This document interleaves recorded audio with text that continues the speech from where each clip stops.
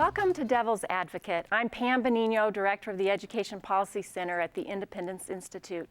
Today you're going to hear an amazing story from a man who taught high school for 17 years, then made millions in real estate development, but couldn't read. Welcome, John Corcoran, President and CEO of the John Corcoran Foundation. And welcome, Debora Scheffel, member of the State Board of Education and literacy expert. Let's start out with John. John, you couldn't read until you were much older in life, which you're going to tell more about that. But how did it feel as a young boy to not be able to read? In telling my story, 48 years of reading at an elementary level, as a child, I was loved by my parents, and for the first 6 years of my life, I was told I was a winner, and I was innocently went off to school with high hopes to learn to read like children do. And the first year of school was fine. It was a nice place to be, enjoyed it. In the second grade, they started talking about teaching us to read. And like about 25% of the population learns to read, like birds learn to fly. And on the opposite end of the spectrum, about 25% of the population has difficulty processing language and learning how to read. And I was one of those children. And I ended up in the dumb row.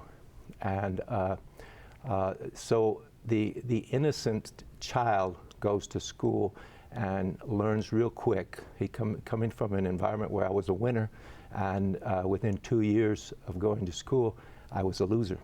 And I ended up in the dumb row. I didn't know how I got there. In the dumb row. The dumb row. I read your book, yes. The Teacher Who Couldn't Read, and you talk about the dumb row, and the buzzards was the reading group. Right, and the teacher didn't call it the dumb row, but everybody in the room knew who was sitting in that row, and we were the dumb ones, and we were the ones that were having the difficulty learning to read, learning the alphabet, and so we struggled. I had math skills, I had social skills, I had family support, and so in the first and second grade, by the time I got to about the third or fourth grade, the demands for literacy skills are increasing.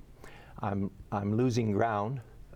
Now I'm starting to feel dumb because I can't please the teacher, I can't do the work, and so by the time I'm in the fifth grade now, and this is a pretty typical story. I mean, this is still going on today in this city, in the school districts all over this country.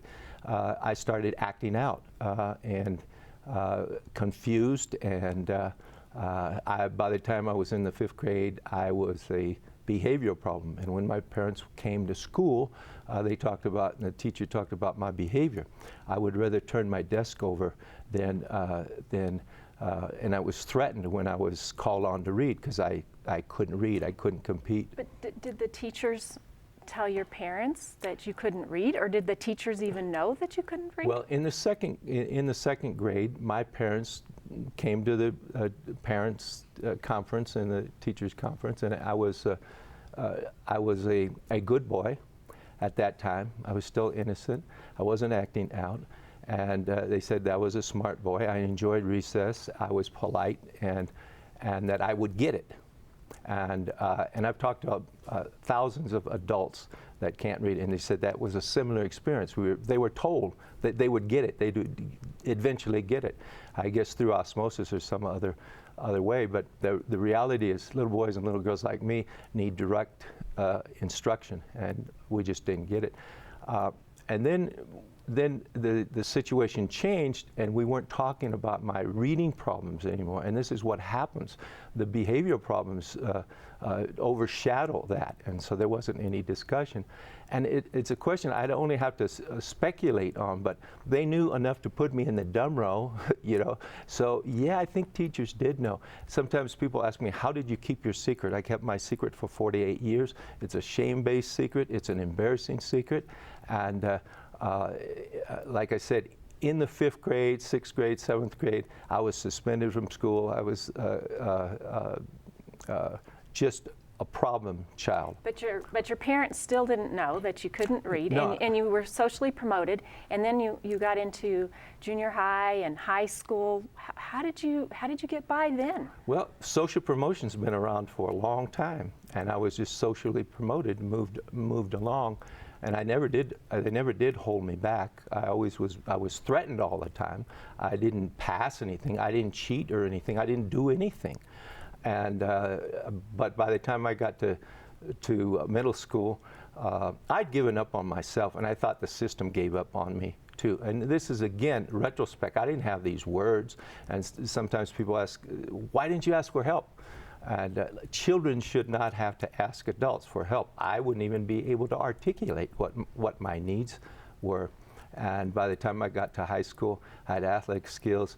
I started dating the valedictorian. I started cheating, getting tests, and so I was going to go through that system to be eligible. Oh, I read one story where you actually passed an essay booklet out the window for another student. Yeah, and that was a little later. That was when I got an athletic scholarship to go to a Division I school, and so then I really became an aggressive cheater, and that was just one of the many desperate things that I did to cheat my way through college. And one of the hard things about telling this story, I have to sort of confess my sins and crimes and trespasses, and it gets complicated, you know. As a college student, a lot of it's about, and I gave names to these sub-personalities. I called the little boy Johnny the Innocent, and I called the teenager Johnny the Native Alien, and the college boy was Johnny the Desperado. And you just sort of get trapped in being underground and keeping your secret, and there's no place to go to get help. Let's stop here for a minute with a story. And Dr. Scheffel, why don't you tell us a little bit about what is literacy? You know, literacy really has been defined variously, but I think we think of it really as a way to get meaning from text. And so it's a meaning-based process, but it's really based on understanding the structure of language. And I think you rightfully said that for kids to learn to read, we need teachers that understand language, that understand the sounds of the language, the words that comprise our language, the way words get strung together in sentences, and can teach those skills explicitly and directly to kids who are struggling. I think we also, literate people, underestimate the power of their literacy. And I know that I think differently now that I'm a literate person. And certainly, I think adults that can't read, in a way, in America, we're suspended in our childhood, emotionally, psychologically, spiritually, intellectually. So when an adult, or when I'm talking about an adult, I'm talking about kids in middle school too, young adults. Our lives change in a big way, and I think we've underestimated the power and the importance of it. It's more than just decoding words, and it's a whole process. And we talk about our students that don't think. Well, I think differently now. And so you taught for 17 years. You made millions in real estate. And then you decided that you wanted to learn how to read. Well, how did that work? I think I decided when I was 6 years old that I wanted to learn to read. I just had a bumpy road, you know, and I always wanted to know. I always knew instinctively. I knew the power of it beyond anything that I experienced. And little children, we figured it out when we're 6 years old, 7 years old, that we're not getting it. We're second-class citizens. We can't compete. And in America today, it's probably one of the most important educational issues in this country, and one of the most important human rights and civil rights issue. So how did you learn to read? I went to a public library, an adult reading program. You were 48 years old? I was 48 years old. And I do want to say I always wanted to, and a window open, and the timing was right. I got to say, a part of me gave up because I couldn't get it. You know, psychologically, you protect yourself. And it was about the time Barbara Bush was talking about adult illiteracy, and we were teaching people to read, and I overheard a conversation that's a couple women in a grocery store said that their brother was learning to read, so I went off to the library in high hopes again. Adults do not think they can learn to read. And when you go to the learning table and you can't think that, that's a problem. But I had a 65-year-old volunteer that I spent about 13 months with her, and she got me to the 6th grade level. And then I went to the Lindenwood Bell Clinic and had a battery of tests, and I went from the 6th grade level to the 12th grade level in a matter of 120 hours. And what I always say, doctor, the key to teaching little boys and little girls like me to read is proper instruction. And proper instruction comes from properly trained teachers, and they come from universities where they're properly prepared. And I know you are an expert on that one. Well, and I kind of like to segue off what you said before, which is just that, you can render your life into an oral language environment where you're just speaking and listening, but you still lack the ability to read the written word, which is such an important tool for accessing the past. I mean, if you can't read, how do you find out about history? And how do you imagine the future that's different? So it's such an important tool. It absolutely is. And in Colorado, we have over 20,000 fourth graders last year that were not proficient in reading. Right. So what's the problem? How come in Colorado we have this problem? Well, and I think Colorado is like many of the other states where there are, a fourth to a third of the kids, sometimes more, who really struggle to get the basics of reading. Between the grades of kindergarten and 3rd grade, kids are learning to read. And after that, they need to read to learn. And if they don't get the foundation pieces, then they really struggle all the way through school, being able to access content in history and science and so forth. So why do we have this issue? Well, we can think about a couple of leverage points. One of them certainly is teacher preparation. And a number of reform groups have been thinking about that and looking at that over the last number of years. And as we think about, so how can teacher preparation be most effective? I mean, 90% of students go through traditional universities and get a teaching license. 50% of teachers have master's degrees, so is it more education and more courses?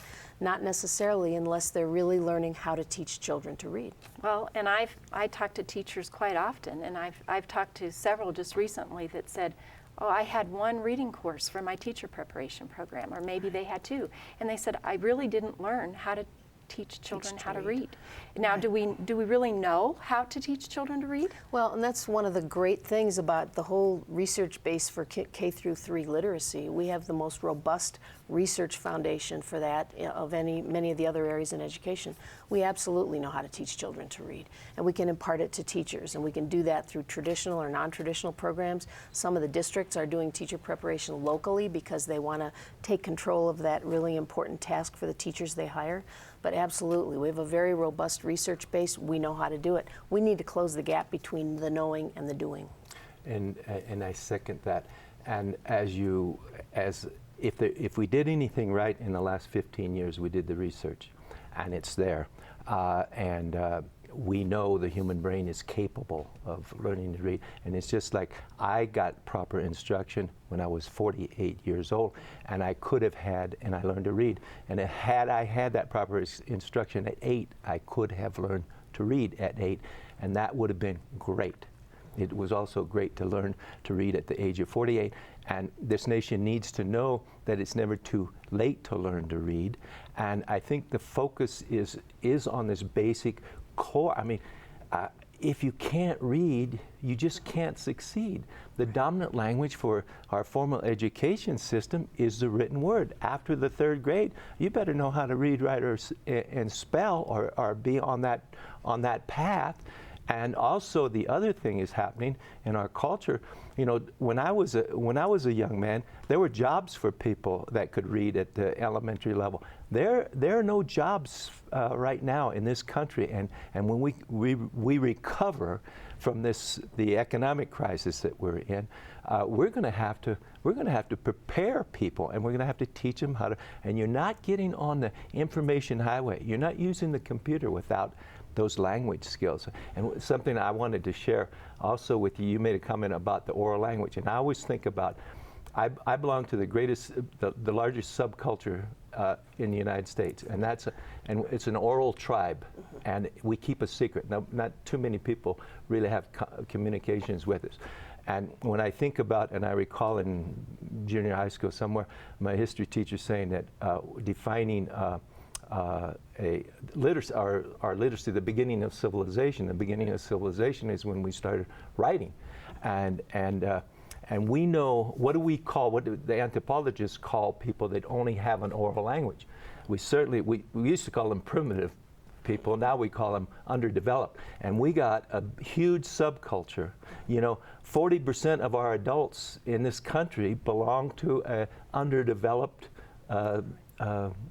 oral tribe, in a sense. I think the most recent national statistics are like 90 million adults scoring basic or below basic, which is just insufficient for the jobs that we have. Let's talk a minute about what Colorado's doing. This past year there was call it the Colorado READ Act, passed with Governor Hickenlooper's support. It's really based on what Florida has done. Florida has done a lot of great reforms in the area of reading. You want to tell us a little bit about this new legislation, and then we can talk about, is that really enough? That we need. Yeah, the READ Act, I think, is a good step in the right direction. It was modeled to some degree, or informed, I think, by the legislation that Florida passed a number of years ago.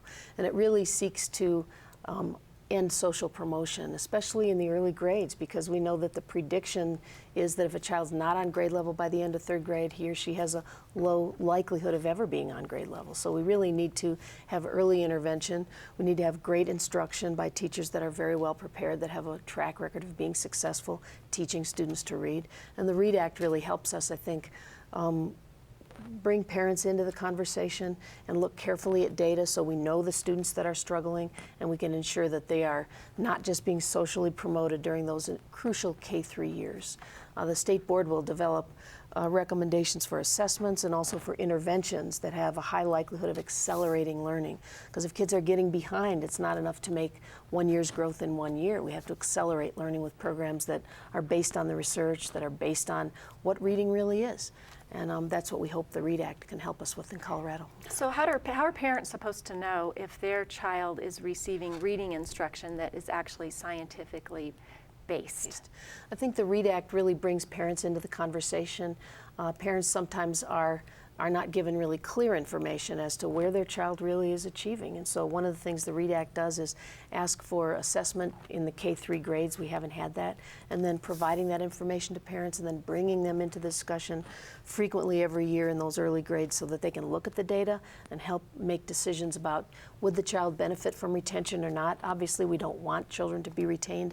We want to be doing the kind of instruction that allows them to keep pace and to be on grade level. But if they are struggling and they need extra time, retention, I think, can be viewed as the gift of time, but only if something different happens in the second year. And some kids don't need a whole year. They might need a boot camp experience in the summer. That's the critical intensive component. Intervention. Yeah. If we talk about holding people back, hold them back to do the same thing that they failed. So that's the critical piece, I think. And I know that we have good news, but we also have an urgency that I don't think this nation they're not there. And we don't have the political will at this time to really focus on this literacy issue. And it's one of those things that's not debatable. I mean, everybody agrees that this is a pure, noble, righteous cause for us to impart these skills. We've taken on a noble mission also as a nation to say we're going to teach everybody to read. And now we have the research that says everybody can learn to read. And as you pointed out, now we got to close that gap between what we know and what we do. And there is resistance at a lot of different levels. John, tell us a little bit about that resistance. Well, the resistance is, first I resisted. I kept a secret, an embarrassing secret.